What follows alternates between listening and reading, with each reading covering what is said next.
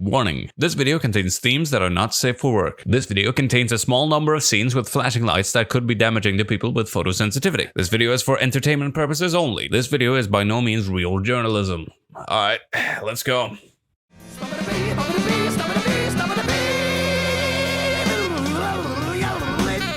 Did you know that jazz was considered to be dangerous once upon a time? And I don't mean symbolically either, I mean actually physically dangerous. You see, back in the wild days of pre-Freudian psychology, mental illnesses were blamed on whatever crossed the doctor's mind. For example, physician George M. Beard theorized that the increase in mental health problems following the Industrial Revolution were caused by the unrhythmic sounds of modern civilization, which drained people's nerve force, causing health problems. The theory of mental health problems being caused by unrhythmic sound was eventually extended to consider the potential health effects of music. Rhythmic music was perceived as good and healthy, whereas unrhythmic music was perceived as unhealthy and potentially damaging. This was used by early jazz critics as evidence that jazz was a public health hazard. And wouldn't you know it, the courts agreed. Here's an excerpt from an Illinois Supreme Court case from 1923.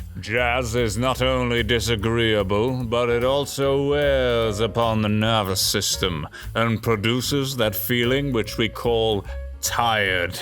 Now, of course, with our modern sensibilities, we know that jazz itself is pretty harmless, right? But you gotta realize that at the time, jazz was uncharted territory. Like, I don't want to fault anyone for thinking that Louis Armstrong would be the catalyst of a nationwide health crisis, because that's the kind of wisdom only hindsight can buy. But that begs the question, if not jazz, then is there music out there that actually has potential to be dangerous to your health?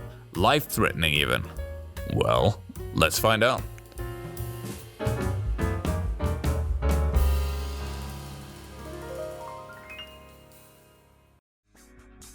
Alright, first things first, I'm mainly talking about physical, tangible danger in this video. I'm gonna ignore the potential moral dangers of music. I'm leaving that for smarter people than myself. Plus, if I did cover that, I'd have to really immerse myself into the way popular music propagates itself, which means studying things like TikTok and viral dance trends, and keep in mind, I am 74 years old.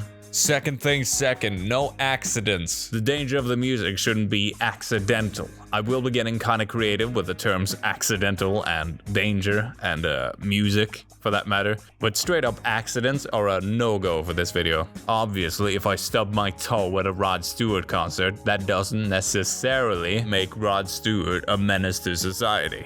No, for this video, I want to find the answer to two questions. What is the most dangerous music performance ever? And what is the most dangerous piece of music ever? And I'm gonna start by finding the most dangerous music performance. Now, what is it that makes a live performance dangerous? Well, a lot of things, it turns out, but the most common danger at a live event might seem like a bit of a no-brainer.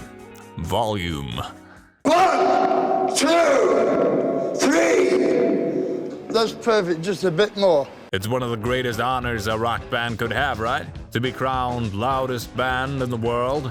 And all it takes is severe hearing loss and tinnitus. Now, some people might say that a loud rock concert is by all means a safe experience and does not sufficiently fulfill the criteria for danger.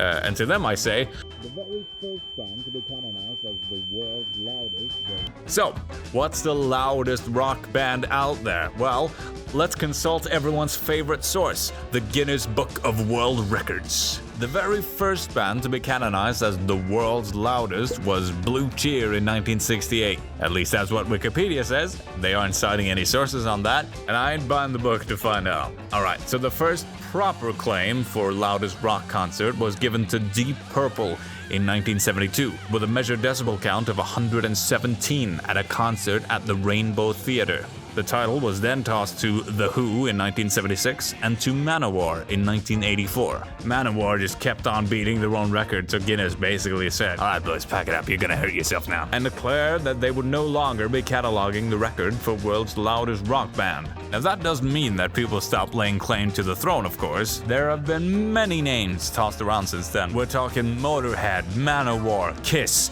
Iron Maiden, Manowar again. There exists many independent reports of concerts reaching the 130, 140 decibel range, or in other words, about as loud as a jet plane taking off. However, there is a problem with these figures, which is, how do you place a single fixed value to represent the volume of any given concert? Do you count the absolute loudest peak in a concert? The average decibel count of a concert? How far away from the PA do you measure? 1 meter? 5 meters? 20 meters? See, to get any meaningful results, the volume should be measured by an objective party to ensure that the readings we get are A, a representative measurement of a concert's volume, and B, comparable with each other.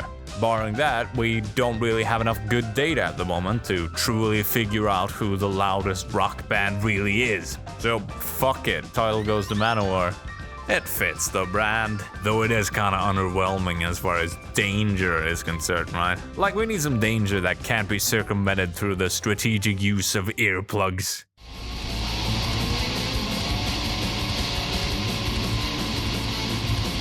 When people think of potentially dangerous bands, they probably go straight to Scandinavian black metal. And there's a good reason for that. Bands like Mayhem, historically, have proven to be quite dangerous, albeit mostly to each other. Actually, I thought maybe the cops would think that it was me who did it because I had plans to kill him myself. However, as an audience member at a black metal show, you'll probably be alright. Most of the allure of danger within black metal is a result of image and branding. And even if the corpse paint and scary imagery can look pretty gnarly on stage, the theatrics of black metal tends to look real silly when transplanted into another context. The most notorious black metal bands, though, are the ones who take the black metal image very seriously. This leads to them doing a lot of goofy shit, like the lead singer of Gorgoroth getting arrested for chaining a guy up in his house and drinking his blood like a vampire. Oh. The thing is, right, most of the more heinous stuff in black metal history happened off stage. Black metal live performances tend to go fairly smooth. There are exceptions to this, of course, one of the biggest being Shining.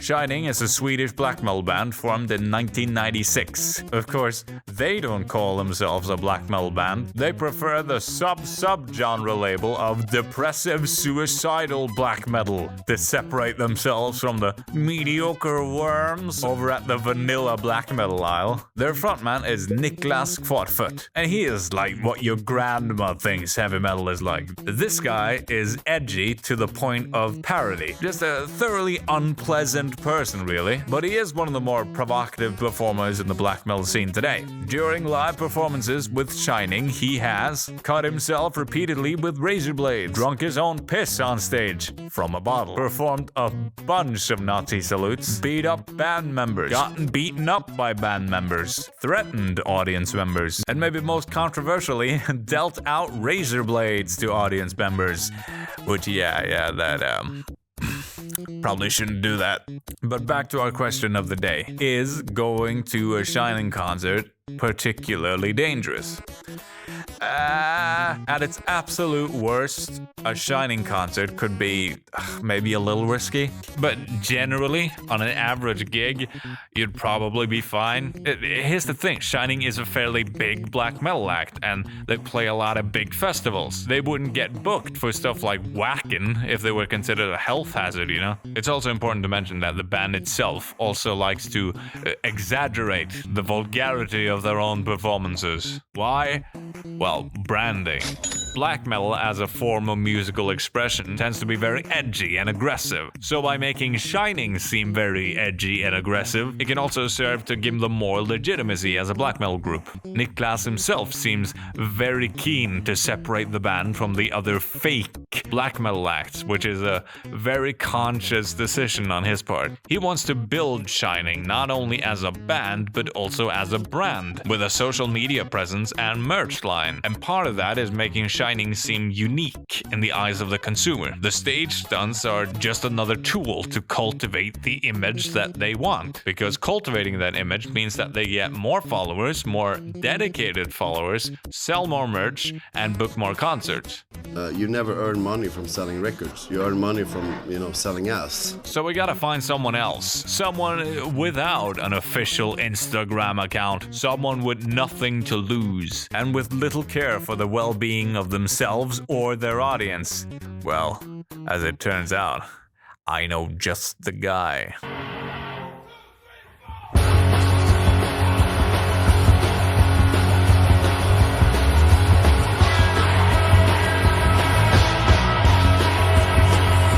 GG Allin was a punk vocalist active in the 1980s and early 90s. In the busy hardcore punk scene, he managed to carve a nice little niche for himself, and today he is fondly remembered for being out of his goddamn mind. I believe that I am the king, I am the messiah, I rule the rock and roll underground. On stage, GG Allin was a goddamn animal. Every GG Allin show was like an impromptu fighting ring. If you stood at the front row and GG was having a rough day, he could start swinging at any time, oftentimes in the nude. And even if you were out of punching range, you were not safe. GG would throw beer bottles, sound equipment, any bodily secretions he had available. In fact, probably his most famous stage gimmick was downing a box of laxatives before the show and throwing his own feces at the audience. In fact, the concerts got so out of hand that he almost never burned through an entire set list. After a few songs, GG would either get kicked out of the venue, arrested by the police, or both. That really was the GG Allin lifestyle. His life was basically just a constant state of touring, broken up by the occasional arrest or hospital visit. GG Allin is definitely a solid contender for most dangerous performer. Pretty much all of his live shows ended in some sort of injury, if not only to himself. But in terms of material destruction, there is one band that might just have him beat.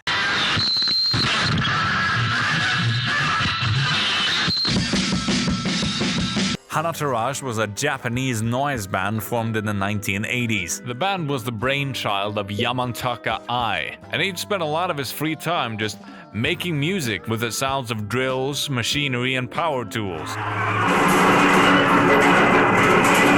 During live performances, Yamantaka Ai would throw stuff at the audience constantly. Glass bottles, scrap metal, metal barrels. He would actually scour junkyards to look for things to chuck at the audience. In fact, the dude almost threw a goddamn lit Molotov cocktail inside the venue before cooler heads prevailed and stopped the show immediately. I would also bring power tools with him on stage. He'd chase audience members with chainsaws, damn near cut his own foot off, chopped several cats in half with machetes on stage, and of course, the piece de résistance, the famous bulldozer gig, where Yamantaka Ai shows up out of nowhere and just drives a fucking bulldozer straight into the venue. It got so bad towards the end of their career that Hanatarash were pretty much banned from performing anywhere, due in part to them, destroying concert venues. Their final show during the band's original lifetime was held in 1988, with an actual wire fence as a precaution to shield the audience from the performers. God damn. If you need a physical barrier to protect the audience from the musicians, then that's all I need to know. Title for the most dangerous live performance goes to Hanatarash. Now, you may be wondering what the motivation was behind driving a goddamn bulldozer into the venue. Well, Yamataka Ai said that he wanted to bring a real sense of danger into his live performances. He wanted the audience to be as on edge as possible. If you listen to some of the live albums Hanatarash has put out, there's barely anything musical left. The concerts just turn into these insane performance art pieces, with glass breaking all over the place and stuff getting thrown all about. It's a very abstract approach to music making, one where, maybe oxymoronically, the musical elements are secondary to creating a sense of risk and danger. There is actually a label for this kind of musical expression: danger music. Danger music can encompass any piece of music that, if performed, has the potential to cause harm to the performer, the audience, or both. The most well-known piece under this label being Danger Music by Dick Higgins, which is where the label gets its name. Danger Music is a symphony of some sort, composed by Dick Higgins during the early 1960s. The work consists of 43 individual compositions. These compositions do not contain any traditional musical notation, but are rather cards with written instructions on them on how to perform the particular work, like volunteer to have your spine removed, and work with butter and eggs for a time. Now, I'm probably not the first to tell you this, but spine removal is pretty dangerous as a general rule, so consider the danger quota very much satisfied. However, does working with butter and eggs for a time really qualify as a proper musical composition? What is a proper musical composition? What is the definition of a song? You know, songs are really just very interesting things to be doing with the air. Of course, with a question like, what is music? The answers you get are gonna be very subjective. But my definition of music is fairly liberal. In my opinion, any artistic work that purposefully incorporates the medium of sound, either directly or indirectly, can potentially be classified as music. Danger music is very much at the extreme end of that definition. It's basically toying with the idea of musical composition itself. In my opinion, someone working with eggs and butter for a time isn't music by itself, but in the context of a musical composition, it can be. I certainly wouldn't judge these pieces in line with traditional music. I mean, danger music is music in the sense that bread soaked in ice water is soup.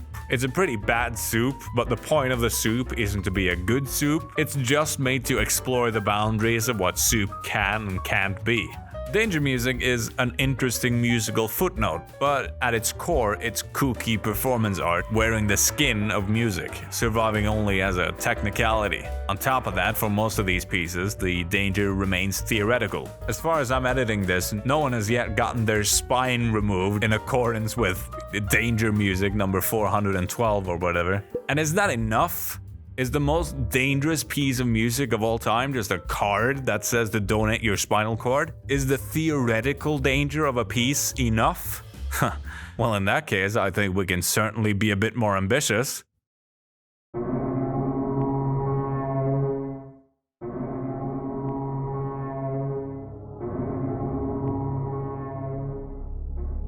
The legendary brown note. Did you know that there exists a note far below the human hearing range, so deep and at the perfect frequency that just hearing it makes you shit yourself immediately?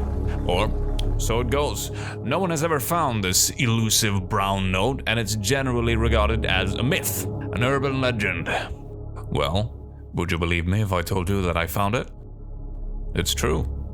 Of course, I probably won't be able to play it for you. YouTube's compression algorithms can't handle it. Plus, you certainly don't have a stereo or a pair of headphones capable of playing it either. But I can show it to you. Here it is. Symphony Number 1 for Doomsday Device by Dr. Hugo. Listening to this piece for just a fraction of a second would make you lose control of your bowels immediately, as well as kill you and everyone you know. It all comes down to volume. 12 trillion decibels is just unfathomably loud, and the amount of energy required to produce a note at that volume would be enough for the entire universe to collapse instantly. Alright, so this piece is obviously impossible to perform, so calling it the most dangerous piece feels kinda lame. So let's switch our focus a bit. What is the most dangerous piece of music that has actually been performed? How are we gonna find that? Well, let's go back to the brown note again and examine how that myth came to be in the first place. The brown note myth originates from experimentation on infrasound and its effects on humans. Infrasound, of course, is sound that is below the threshold for human hearing, or in other words, around 20 hertz. But even if we can't necessarily hear infrasound, we can still feel it, and it can still have an effect on us. It probably won't make you lose control of your bowels, but exposure to infrasound can result in loss of muscle control, nausea, difficulty breathing, restlessness.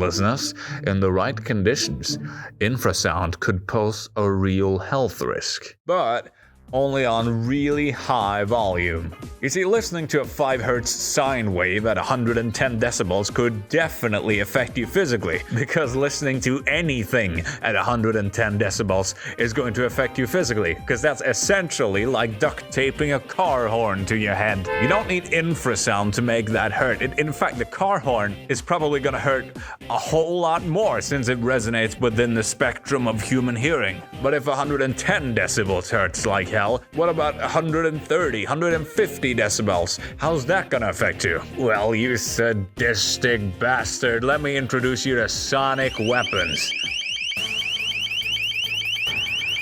Sonic weapons are non-lethal weapons that use very, very loud sounds to compromise a potential enemy. The most widely used model being the Genesis LRAD. These bad boys send out concentrated beams of sound, very useful for large distance voice broadcasting, and also a very convenient way of crowd control. You see, at max performance, these guys can send out ear-piercing wails at 160 decibels. If you're within like 1 meter of one of these, your eardrums are just gone. But even a couple of dozen meters away, these things are gonna be viscerally painful. And if you want to defend yourself, normal earplugs aren't gonna cut it either. You need proper hearing protection to even stand a chance. And even then, it's still gonna hurt. So, back to the questions of the day. Is the LRAD dangerous? Well, it's not lethal, but yeah, it can mess you up permanently if you're within range. But a better question might be, do the sounds produced by the LRAD count as music? I'd say no. For me, it all comes down to intent, and while the purpose of the LRAD is to make sound, the sound is there for practical purposes only. It is a tool with a very well-established area of functionality. It's not intended to be used in a musical setting, nor has anyone attempted to use it in a musical setting. So all in all, I would not consider the sounds created by the LRAD to be music. You know what I would consider to be music though? Symphony No. 1 for LRAD by Dr. Hugo. Boom! Ah, the most dangerous piece of music ever performed. I win.